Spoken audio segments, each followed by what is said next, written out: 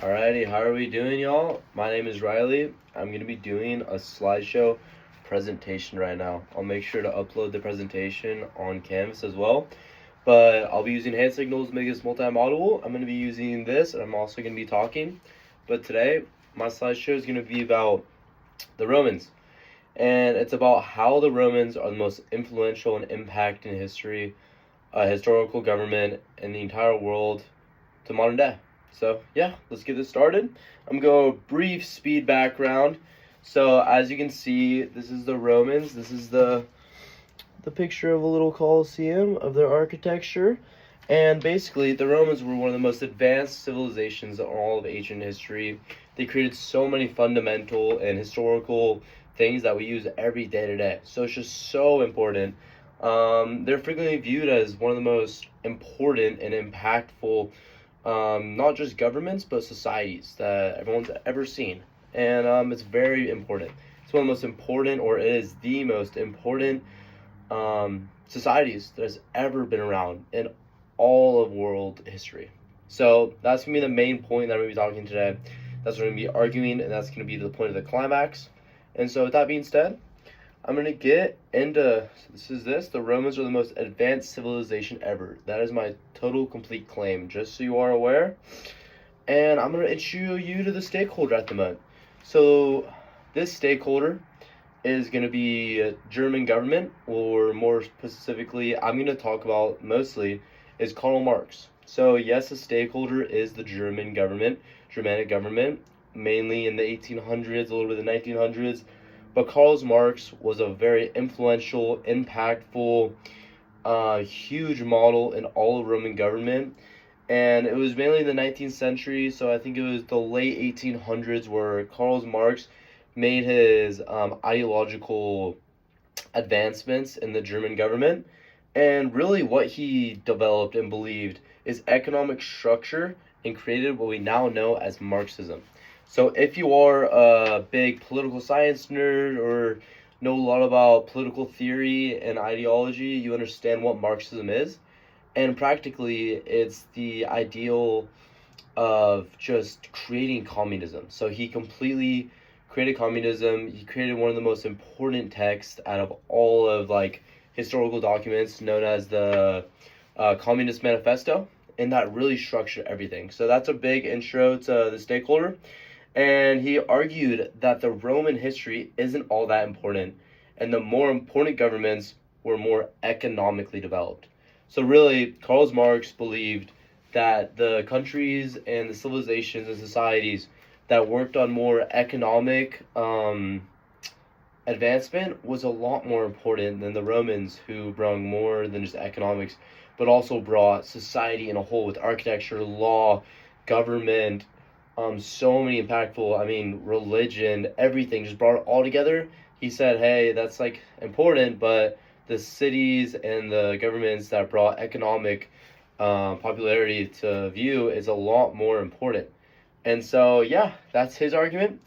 He believes that those countries are way more impactful than the Romans, and I believe the Romans are way more important. So that's just the intro. Let's get started on this. So why is Marxism a stakeholder? So like I said in the last slide, the German government followed his voice and advocated for this so much. And his view on Roman popularity being the most important civilization was a huge knock on everything when he said, hey, I don't believe that, I don't agree with that. He was already a very important figure, and when he released all these papers that I'm going to be showing in the next couple slides, everyone kind of was in disbelief, maybe the Roman government isn't as important. But as you can see, there's a bunch of theorists and political scientists and a lot of people, historians, that believe in the opposite side. And assuming that is true, that's what I'm saying, and that's what I'm arguing as well. So yeah, he had very strong views on the topic, huge views on the topic. So yeah, that was really important to his case. Alrighty, so this is now our next text. It's going to be the Communist Manifesto. That is the book cover right there. That is going to be in the late 19th century when he fully did that. I'm going to read you a quote out loud real quick. In this quote, the history of all inherited existing society is a history of class struggles. And this is him completely arguing about bourgeoisie. Sorry, I may have mispronounced that. Bourgeoisie. And so basically, what he's explaining here is that class struggle and class determination is way more important than any other history. And so, yes, the Romans didn't really fight in this particular case, but in the Communist Manifesto, one of the most important papers in all of history, argues that that's just the beginning. I'm just dipping your guys' toes in the water. It's not the full example of how he's arguing this. Obviously, that's just getting him started. But he goes more into depth with that, and I'll show you in the next couple slides. So, what does this actually mean? So, Marxism is explaining the bourgeoisie advance in society and changing it. So basically, what he's saying is the bourgeoisie is having full power and rule over everyone. And basically, when that changed all governments, all worlds, and gave people real freedom. And you believe when that happened, that is where civilization blew up. That's where everyone understood. That's where everyone took the next step in history. And so, not the Romans, but that step. All right? And so slaves versus freedom is just a step. So if you understand this, slaves versus freedom is when he referred to that, what he meant by slaves versus freedom is that it was really only just a stepping stone in history. He's saying no matter what that would have happened, no matter what would have happened, the Romans doing all this stuff would have happened by someone. And just because it was them doesn't mean it was more important. It just means it happened to happen from them. Which, yeah, that's what he's arguing. So I'm going to explain what he says, and then I'll rebuttal. So I'll give him the piece of time, right? And so this is going to be a preface. It's going to be a contribution to the critique of political economy. So this is from Karl Marx. This is slave versus freedom, and him saying how it's just a step. So economic systems did shape social rules in a system like slavery. People are forced into being slaves or free based on how labor and powers are organized. So basically, he's basically saying the same thing in the last slide. It's being a stepping stone into future. So slaves and freedom and all this stuff. I mean, in the world today, there's still slaves, still freedom, still stuff going on in the world that is just a stepping stone to us being better as a civilization, the world being a better place. And so that's pretty much what he was saying, but in a more technological way. I mean, 19th century, it was very common to pronounce your words like this, but basically all of his diction is just saying it's a stepping stone. When he says slave versus freedom, so he's saying change happens when these systems create conflict. So when there's tension between these ideologies of slave or freedom, I mean the American Civil War, Napoleonic era, when there was all these determinations and all these different slaves versus freedoms topics, when people are having these conflicts, then people are also going to have changes. And so there's going to be a lot of changes in this. So that's a huge deal and what he's arguing here. Now I'm going to get into why he's totally wrong. So in the last few slides, he talked about slave versus freedom. He talked about how the Romans aren't very important compared to economic policy, economic structure, all this stuff.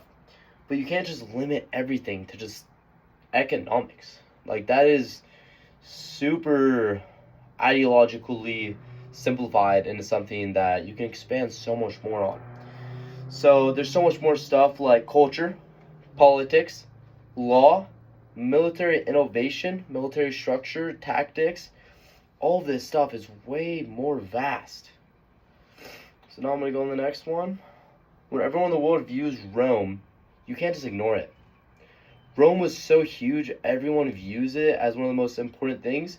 He's just putting it to the side, saying, well, this place is more advanced, this place is better. It's like, no, it's everyone in the world agrees on one thing. Obviously, it's pretty important, and he viewed it not as important, and it's pretty just not right by him. So, spread of Latin, spread of Republican ideas, and Christianity. How is that not important? So you can't just simplify history as just stages. History is super nonlinear, super messy, and it's way more important than people think, okay? Super downplaying military power and innovation, infrastructure, and the centralization of government. There's all of the important things the Romans argued. I'm trying to wrap it up right now, I'm sorry. It's so simple, and he ignores the differences Rome had compared to everyone else, okay? And this is my conclusion slide. I want to read you a quick thing about Alexander the Great. There is nothing impossible to him who will try. Why is that not an American slogan? That's the greatest topic I've ever heard. That's pretty much it. German government is too ideological, overconfident, and basically Marxism is way too ignorant about what the Germans are and how they are, and he just